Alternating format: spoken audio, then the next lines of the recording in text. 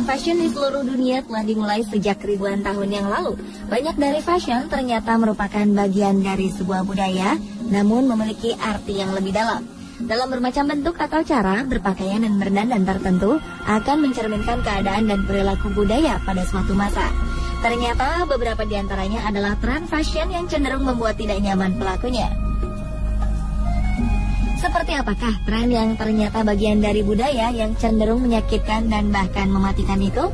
Pemirsa, berikut fashion menyakitkan di masa lalu, versi On The Spot.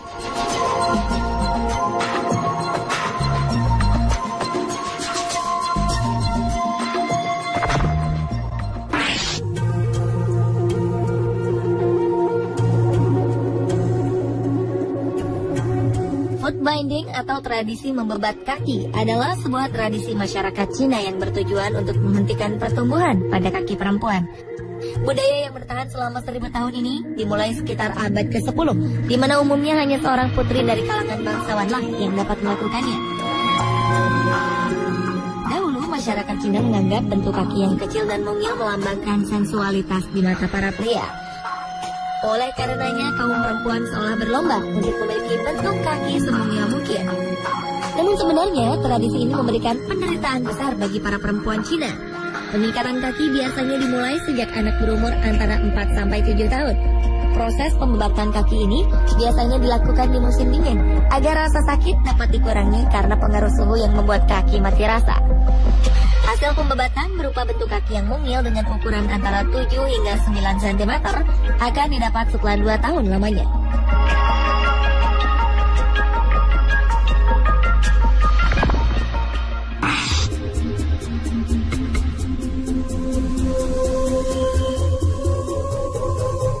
Pada abad ke-17, sekitar tahun 1618 hingga 1683, dinasti Manchu memerintahkan setiap pria untuk memanjangkan rambut dan menguncirnya. Kuncirnya pun berbentuk unik. Sebelumnya, para pria harus mencukur habis rambut di sisi pelipis dan di atas dahi setiap 10 hari. Mereka kemudian memanjangkan rambut yang tersisa dengan cara menguncirnya. Pemerintah dinasti Manchu menerapkan peraturan yang sangat keras. Mereka mengancam siapapun yang tidak mau memanjangkan rambut dan menguncirnya dengan hukuman mati. Tak heran, para pria yang ingin berambut pendek harus hidup jauh dari perkotaan dan bersembunyi di hutan demi bentuk rambutnya itu. Barulah pada 1912 setelah keruntuhan dinasti Qing, peraturan ini dihapuskan. Kini pria Cina zaman modern lebih menyukai gaya rambut pendek.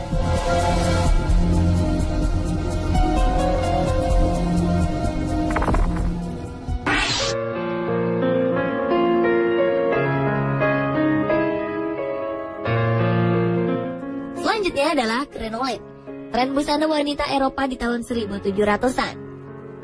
Bagian bawah rok yang mereka kenakan akan membentuk lingkaran yang super besar. Pembentukan rok dengan model crinoline ini menggunakan rangkaian kayu yang disusun menyerupai bentuk sangkar burung.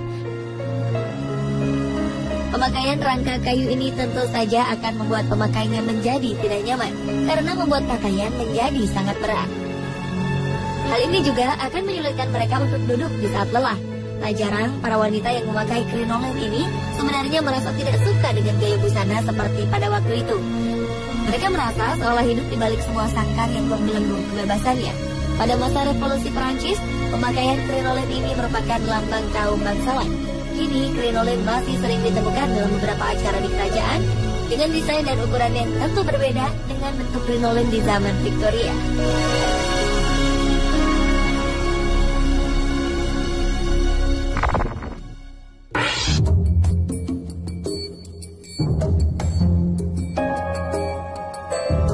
Lip plate adalah sebuah tradisi budaya suku Mursi di Ethiopia, di mana bibir para wanita memiliki bentuk yang tak lazim.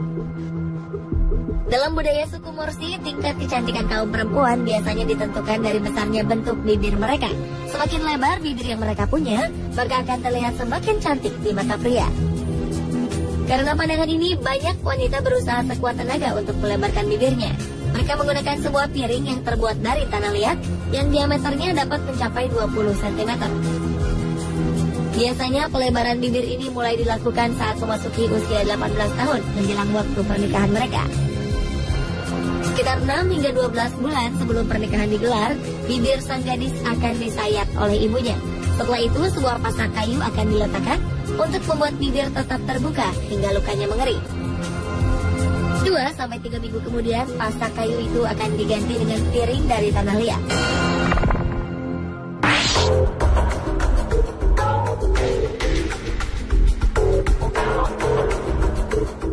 Wanita suku Kayan di utara Thailand terkenal hingga penjuru dunia dengan budayanya memakai cincin pada leher mereka. Karena itu, tak heran jika julukan leher panjang atau leher jerapah pun melekat pada wanita-wanita suku Kayan ini. Wanita yang memakai cincin terbanyak akan sangat disukai. Oleh karena itu, tak jarang di antara mereka akan berusaha memakaikan cincin ini di leher anak-anak mereka sejak usia 5 tahun. Di usia dewasa, tak jarang wanita suku Kayan dapat memakai 25 cincin leher dengan panjang mencapai 25 cm. Konon, seorang wanita Kayan akan mengalami patah leher jika cincin yang menyangganya dilepaskan. Tak jarang leher mereka akan lunglai karena menahan beban kepala yang begitu berat. Selain karena proses perenggangan antar ruas tulang, pemanjangan leher ini pun terjadi karena pergeseran posisi bahu ke arah bawah akibat tekanan yang diberikan cincin, yang beratnya dapat mencapai 2,5 kg.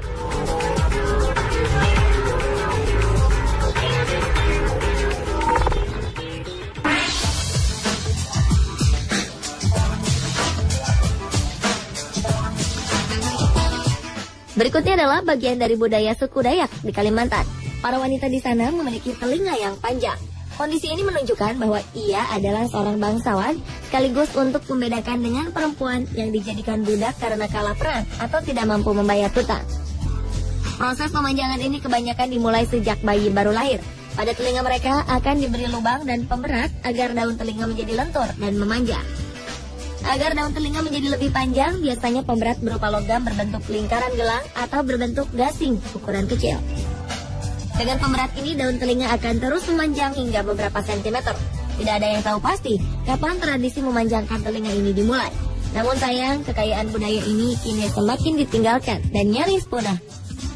Adapun mereka yang masih memiliki telinga panjang kini telah berusia setidaknya 60 tahun.